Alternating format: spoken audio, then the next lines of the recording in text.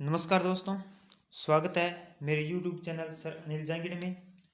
तो हमारा first grade अर्थशास्त्र स्कूल व्याख्याता का बैच शुरू कर रखा है हमने। तो उसी कड़ी में हम पिछली क्लास में हमने लागतों के बारे में पढ़ा था, जिनमें हमने सामाजिक लागतें, मौद्रिक लागतें, अवसर लागत, इनके बारे में पढ़ा था। स्पष्ट लागत क्या होती है, अस्पष्ट लागत क्या होती है। तो और आज की क्लास में हम पढ़ेंगे अल्पकालीन लागतों के बारे में। अल्पकालीन लागतों के बारे में अल्पकालीन लागतें कौन कौन सी होती हैं और इनका हम सारणी और रेखा चित्रों द्वारा पूरा विश्लेषण करेंगे, विस्तार पूर्वक इन्हें पढ़ेंगे। तो चलिए बने रहिए वीडियो के साथ।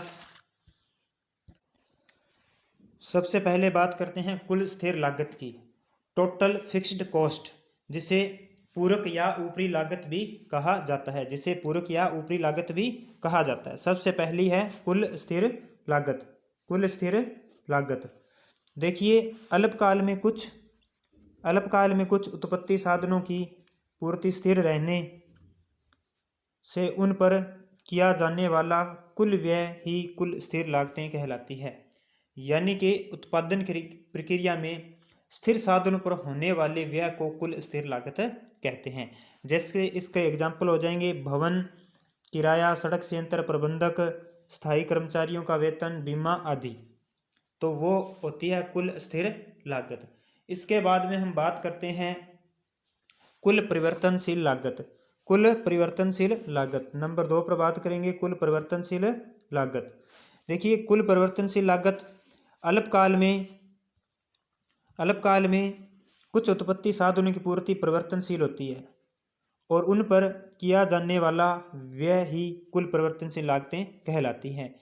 ये लागतें उत्पत्ति बढ़ाने के साथ साथ बढ़ती जाती हैं, जैसे जैसे कच्चा माल, बिजली, पानी आदि पर किया गया व्यय। यानी कि कुल परिवर्तनशील लागत, ठीक है, उत्पादन प्रक्रिया में उत्पादन के परिवर्तनशील साधनों पर होने वाले व्यय को परिवर्तनशील लागतें कहा जाता है। और इनका संबंध किससे होता है? इनका संबंध उत्पादन की मात्रा से होता है। इनका संबंध उत्पादन की मात्रा से होता है।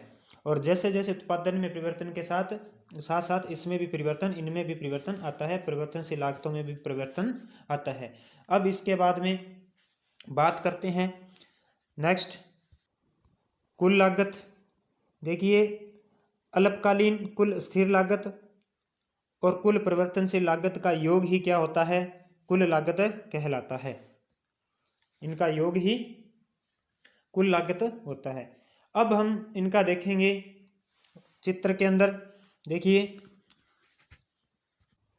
यहाँ पर देखिए रेखा चित्र के अंदर जो TFC है, TFC कुल स्थिर लागत, वो एक सीधी रेखा के रूप में होती है। TFC एक सीधी रेखा के रूप में होती है, एक स्ट्रेट लाइन होती है।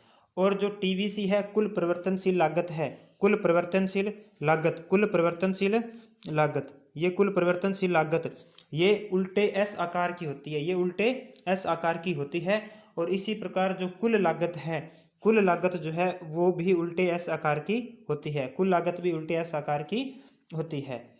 और कुल लागत और कुल परिवर्तनशील लागत प्रारंभ में घटती दर से बढ़ती है। प्रारंभ ये दोनों ही क्या है? घटती दर से बढ़ती है। पहले ये घटती दर से बढ़ती है तथा बाद में बढ़ती दर से बढ़ती है। इसके बाद में ये बढ़ती दर से बढ़ती है। ये स्थिर है इसलिए इतनी रहेगी OC, क्योंकि अगर मनुष्य की कोई भी आय नहीं करता लेकिन वो उपभोग जरूर करता है, यानी कि उसकी आय कुछ भी ना हो लेकिन उपभोग वो कुछ ना कुछ जरूर करता है, इसलिए ये यहाँ से शुरू होती है। कुल लागत की जरूर कुछ ना कुछ होती है। इसके बाद में हम नेक्स्ट बात करते हैं औसत स्थिर लागत। औसत स्थिर लागत, देखिए औसत स्थिर लागत क्या है? कुल लागत में औसत स्थिर लागतें बताना था। औसत स्थिर लागत, कुल स्थिर लागत में उत्पत्ति की मात्रा का भाग देने से हमें औसत स्थिर लागत प्राप्त होती है। एक बार फिर से देखिए, औसत स्थिर लागत, कुल स्थिर लागत में TFC में कुल स्थिर लागत में उत्पादन की इकाइयों का भाग देकर उत्पादन की इकाइयों का भाग देकर औसत स्थिर लागत को प्राप्त किया जाता है। औसत स्थिर लागत को प्राप्त किया जाता है। औसत स्थिर लागत जो है वो यू आकार की नहीं होती। औसत स्थिर लागत जो है यू आकार की नहीं होती और जो कि परिवर्तनशील अनुपातों के नियम के अनुरूप है। यह तब तक गिरती है जब तक कारक का प्रतिफल बढ़ रहा है और यह तब तक बढ़ती है जब कारक का प्रतिफल घट रहा है। यानी कि जो औसत स्थिर लागत है, औसत स्थिर लागत है वो हमारी इस प्रकार का इसका वक्र होगा। औसत स्थिर लागत AFC इस प्रकार का इसका वक्र होगा। और इसके बाद में हम नेक्स्ट बात करते हैं औसत परिवर्तनशील लागत। औसत परिवर्तनशील लागत, देखिए औसत परिवर्तनशील लागत कुल परिवर्तनशील लागत में उत्पादन की इकाइयों का भाग देकर इसे प्राप्त किया जाता है। इसमें कुल परिवर्तनशील लागत में उत्पादन की इकाइयों का भाग देकर औसत परिवर्तनशील लागत को प्राप्त किया जाता है। यह यू आकार का होता है। ये जो औसत परिवर्तनशील लागत है ये यू आकार की होती है, जो कि परिवर्तनशील अनुपातों के नियम के अनुरूप है। यह तब तक गिरती है जब तक कारक का प्रतिफल बढ़ रहा है और यह तब बढ़ती है जब कारक का प्रतिफल घट रहा है। तो औसत परिवर्तनशील लागत का वक्र कुछ इस तरीके का होगा। और देखिए इनका वक्र जो है मैंने इकट्ठा बना दिया है, वो आगे आप वीडियो में आपको मैं समझा दूंगा। इसके बाद में नेक्स्ट बात करते हैं औसत लागत। देखिए औसत लागत कुल उत्पादन की मात्रा कुल लागत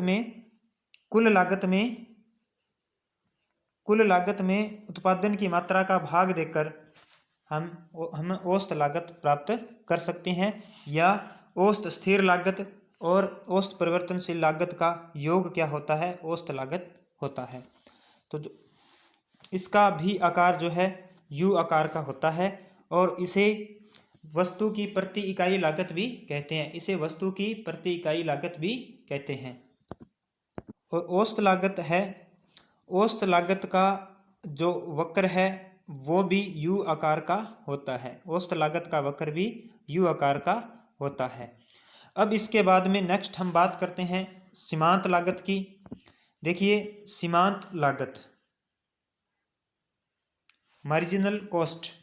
देखिए सीमांत लागत क्या है? उत्पादन की मात्रा में एक अतिरिक्त इकाई वृद्धि करने पर कुल लागत में जो परिवर्तन होता है। यानी कि उत्पादन की मात्रा में एक इकाई परिवर्तन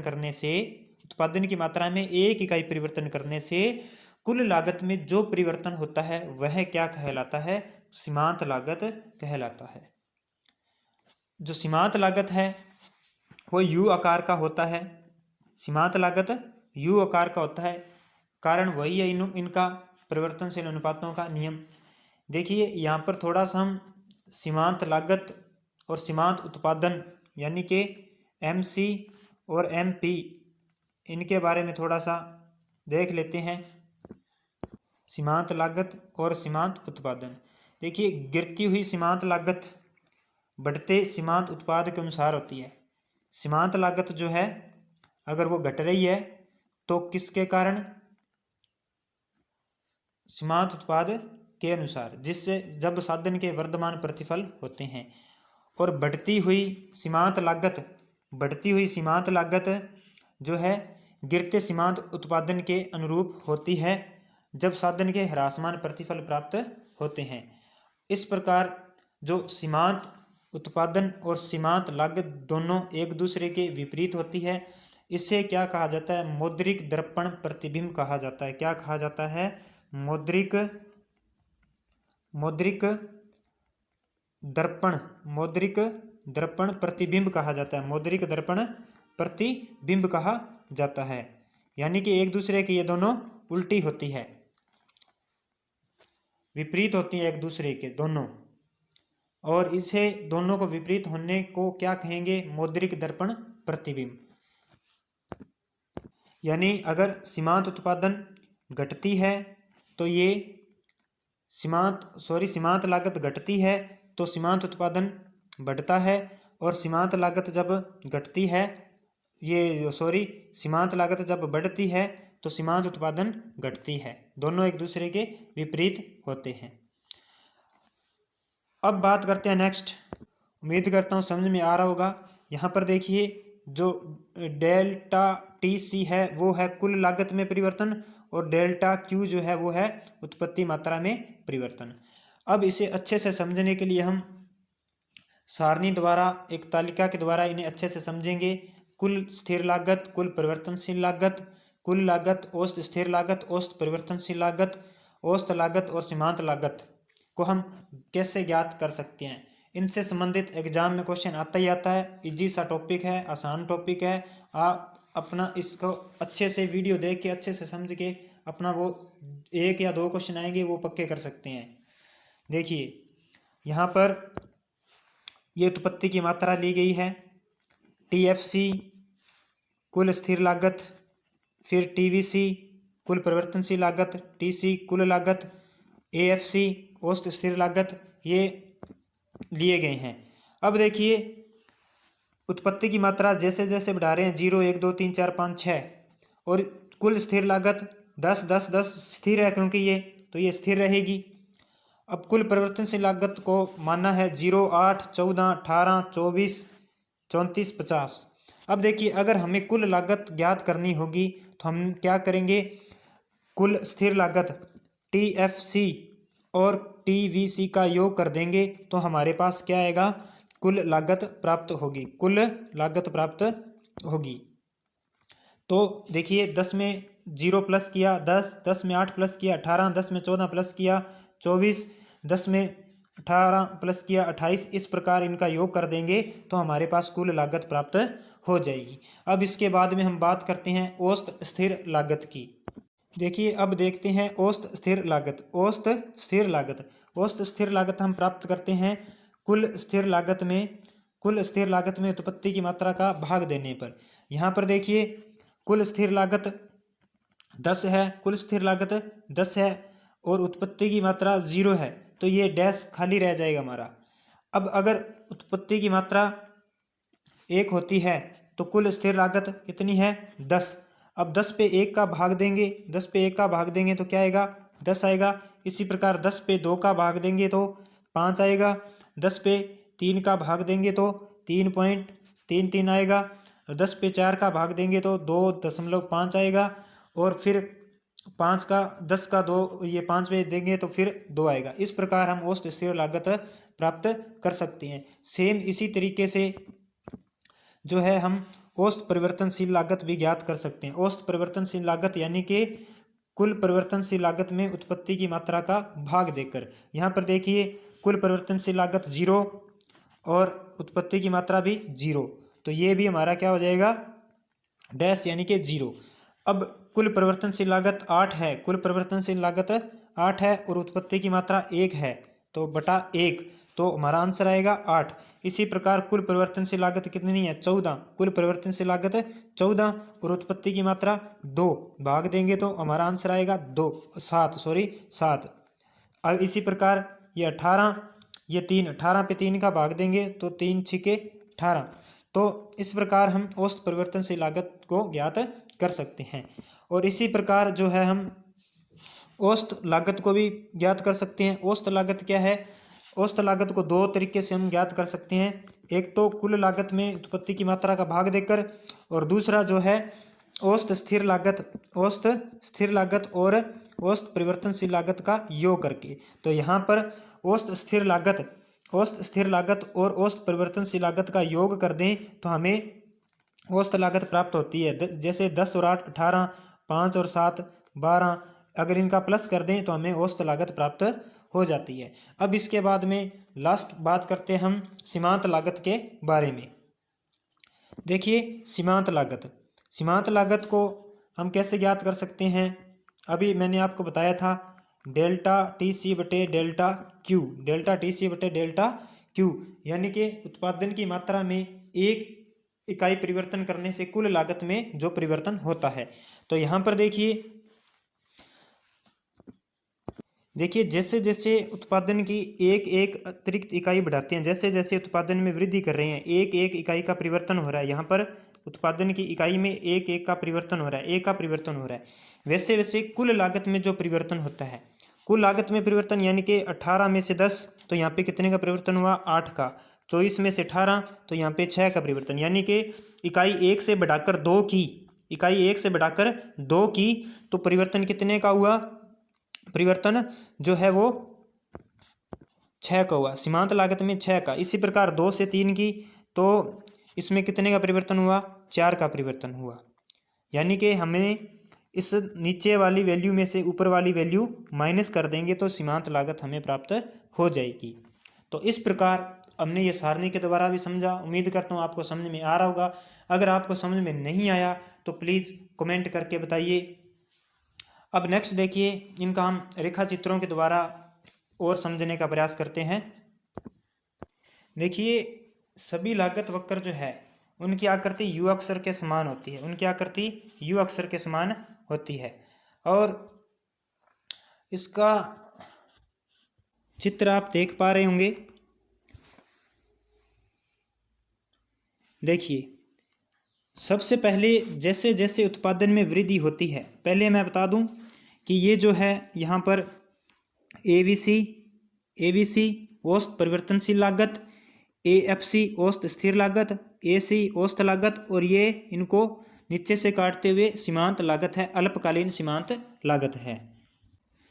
देखिए, जैसे जैसे उत्पादन में वृद्धि होती है, जैसे जैसे उत्पादन में वृद्धि होती है, एसी और एवीसी औसत लागत और औसत परिवर्तनशील लागत एक दूसरे के निकट आते जाते हैं, एक दूसरे के निकट आते जाते हैं जैसे जैसे उत्पादन में वृद्धि होती है। लेकिन जो एसी है वह एएफसी एक दूसरे से दूर हो जाती है, जबकि एसी जो है वो एएफसी एक दूसरे के से दूर हो जाती है, एसी और एएफसी एक दूसरे से दूर होती जाती है। इसका कारण यह है कि जैसे जैसे उत्पादन में वृद्धि होती है, औसत लागत में औसत परिवर्तनशील लागत के घटकों के बढ़ने की प्रवृत्ति होती है, जबकि औसत स्थिर लागतों के घटकों में कम होने की प्रवृत्ति होती है। परंतु किसी भी अवस्था में औसत लागत वक्र औसत परिवर्तनशील लागत को कभी भी छूता नहीं है, क्योंकि औसत स्थिर लागत कभी भी शून्य नहीं होती है, चाहे उत्पादन में वृद्धि के साथ साथ इसमें निरंतर कितनी भी गिरावट आती रहे। औसत स्थिर लागत कभी भी गिरावट, औसत स्थिर लागत में कभी भी गिरावट नहीं होती है। और औसत लागत और औसत परिवर्तनशील लागत ये दोनों कभी भी आपस में नहीं मिलते हैं, एक दूसरे को कभी भी ये छूते नहीं हैं। और जो सीमांत लागत है, सीमांत लागत जो है वो इनको नीचे से काटता हुआ ऐसे ऊपर की ओर जाता है। यहाँ पर देखिए, औसत स्थिर लागत, औसत स्थिर लागत कि इसकी जो आकृति है वो अति प्रवलयकार होती है, अति प्रवलयकार होती है। इस आकृति का है ये